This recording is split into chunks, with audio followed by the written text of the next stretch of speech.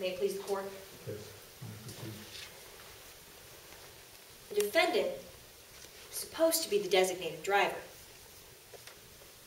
The defendant decided to drive drunk.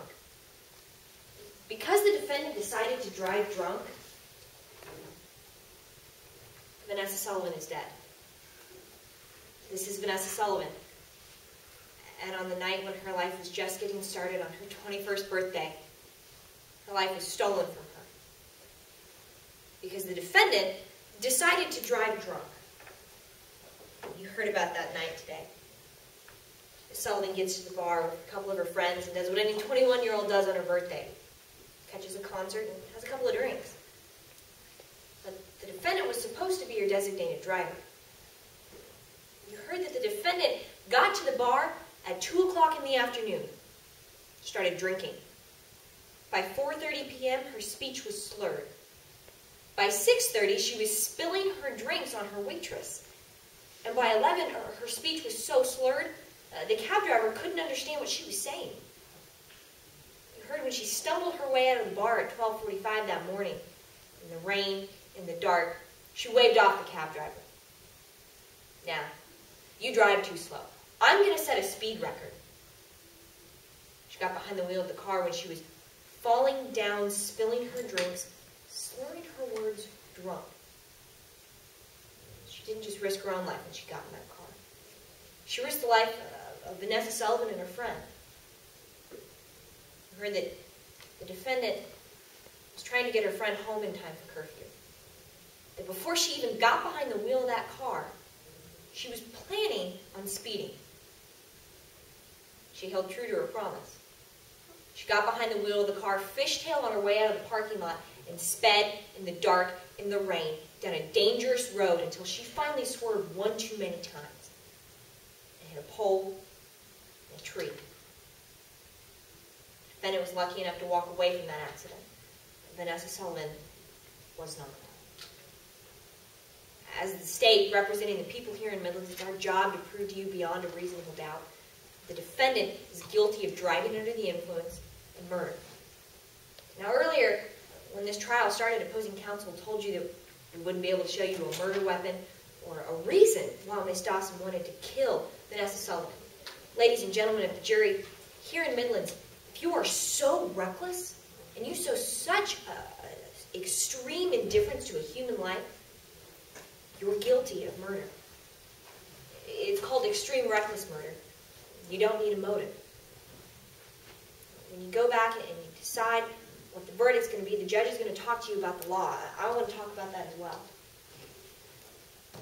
Now, our burden is, our standard of proof is beyond a reasonable doubt. It's the highest burden in this legal system. But all it means is that if you have any doubt, that it has to be based on reason and common sense. If you have any doubts that are based on guesswork or fear, those can't stop you from returning the verdict of guilty. Now, we had to prove to you that the defendant is guilty beyond a reasonable doubt of driving under the influence.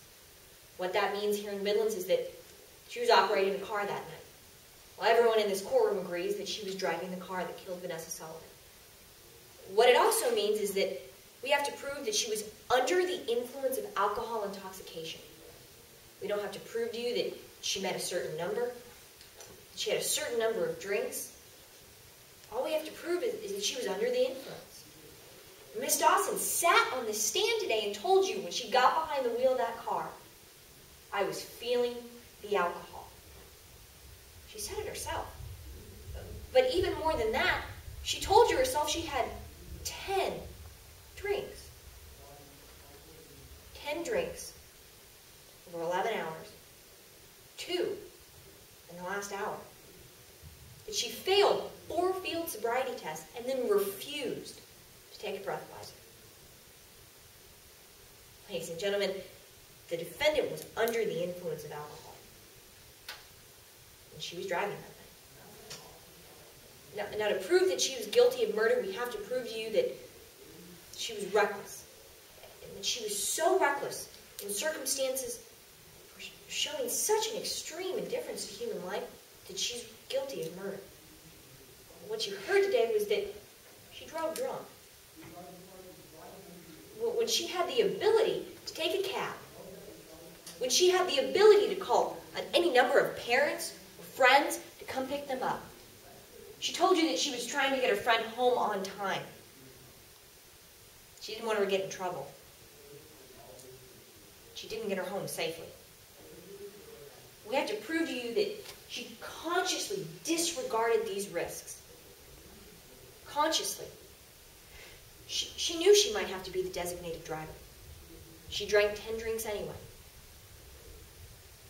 Consciously, she got behind the wheel of a car after she'd been drinking and was speeding.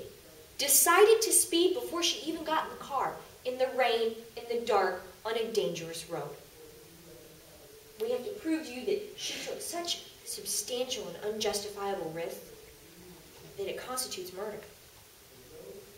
Were her risks substantial? You took the life of a 21-year-old girl. Were they justifiable?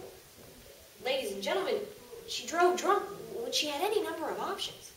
She decided to get behind the wheel of the car after 10 drinks.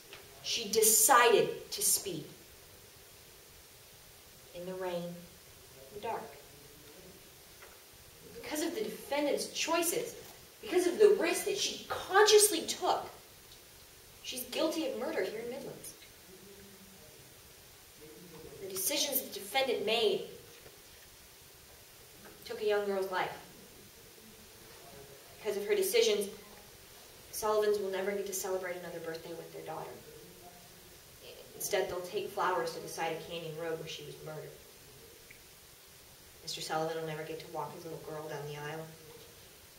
Mrs. Sullivan made it to the scene of the accident in time to see the paramedics put her daughter in a body bag. The defendant was supposed to be her designated driver, and she drank anyway. Find the defendant guilty of murder and driving under the influence. Thank you, counsel. Mr. Defense Counsel, you may proceed. Your Honor, if I could just take down the demonstrative. Certainly. Thank you.